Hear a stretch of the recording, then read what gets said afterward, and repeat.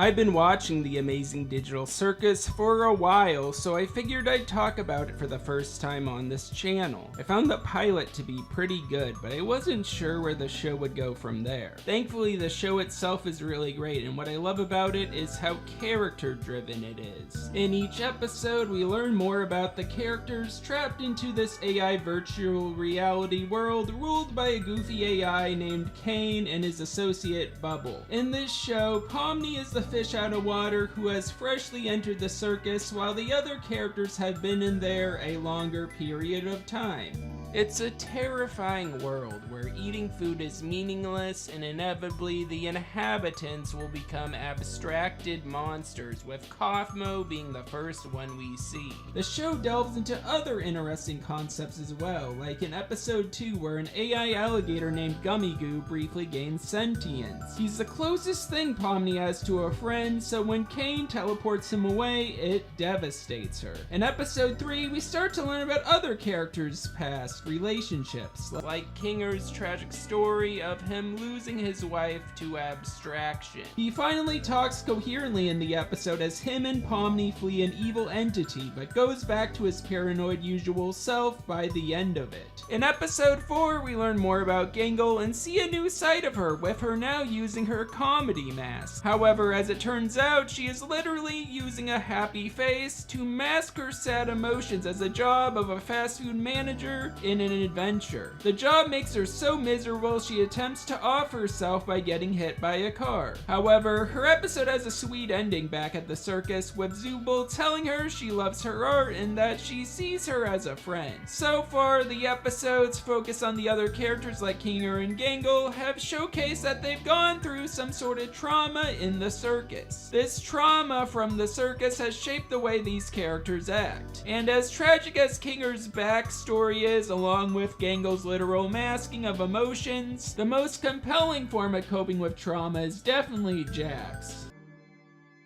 I'm going to be hunting the critically endangered red ribbon rhinoceros. Jeez, Raggy, just let yourself be mean sometimes. It's funny. Yeah, constantly tormenting Gangle's really funny, Jax. You guys all take this place way too seriously. She must be one of them, losers. You threw me out of a moving truck. And then you just act like you never do anything wrong and everybody loves you, when in reality you just f*** everything up for everyone else! Episode 5, titled Untitled, yeah that's the name, is an extremely fun episode that is an amazing showcase of what indie animation has to offer. We get a change in adventures in one episode as it focuses fully on the suggestion box. With the adventures we get changes in genre and even art style, with the anime world Gangle clearly suggested. All that is fun, but what kept me engaged was how it focused on Jax's character. Also, Ragatha's as well, which I'll get to later. I like how there's some mystery to him still, but we still know some crucial stuff about him. At the start of the episode, Jax's adventure choices are shown to be very sadistic, with him poaching members of the circus who play the role of animals in Australia. His second adventure has him put Pomni in the role of the president with no preparation, while he plays the role of an Australian extremist who brings a bomb to the White House. However, after skipping through suggestions, Pomni learns a lot more about Jax during the stargazing adventure. The most important detail revealed was that he lost some friends he cared about from the circus. This is brought up by Ragatha, which upsets Jax. Do you have any actual friends? Not anymore. Oh, wait, no, I'm sorry. I wasn't talking about that.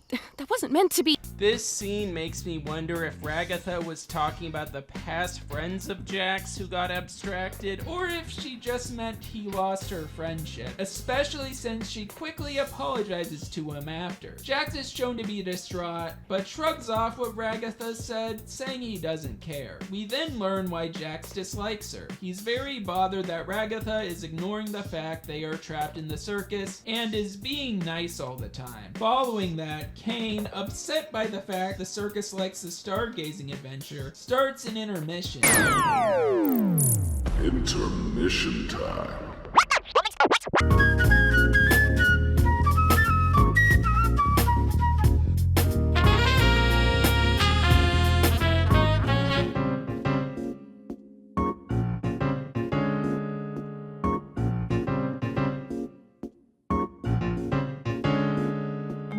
Check it out, I'm in the house like carpet.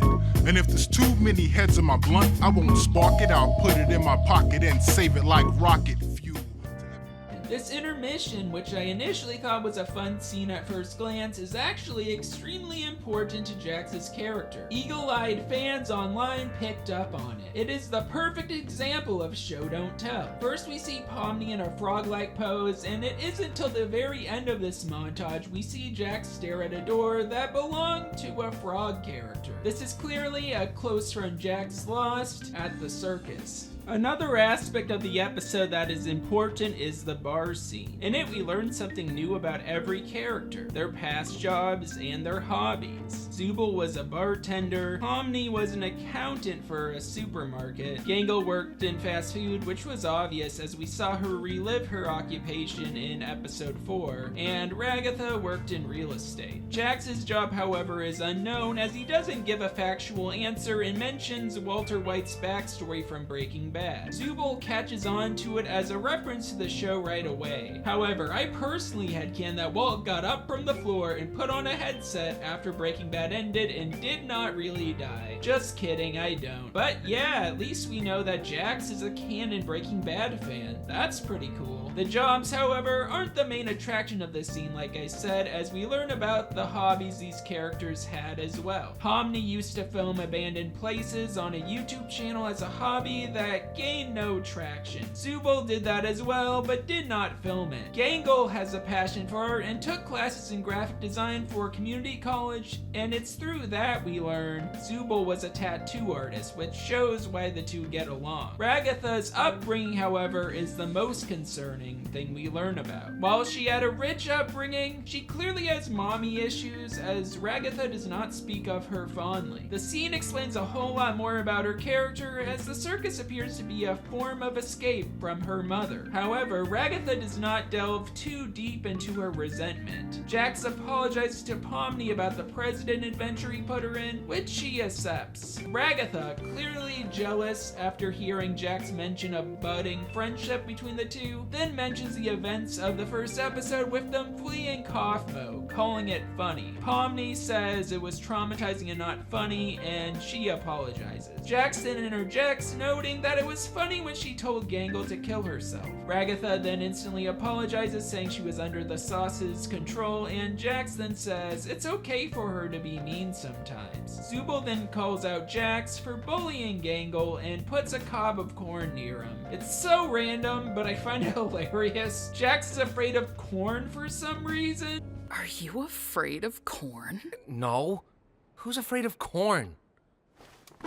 From this bar scene alone, though, we can see that Jax is disillusioned by this digital world. He's clearly lost a friend he held dear, and to cure his boredom and loss, he plays the role of a bully. I find this episode very interesting because while it shows Jax bully others at the circus like in previous episodes, he actually gets his comeuppance for once. After pretending to eat Gangle in his poaching adventure, Zooble, while skipping his adventure, also votes to make him vegan against his will. Gangle also punishes Jax by putting him in a maid outfit. Oh boy, I bet the fandom is really excited about that scene. I found the baseball adventure extremely hilarious because it showcased evil versions of the Digital Circus characters. And of course, evil Jax is genuinely nice, which the Prime Jax absolutely hates. Hey guys, I hope we all have a fun game, no matter who ends up winning.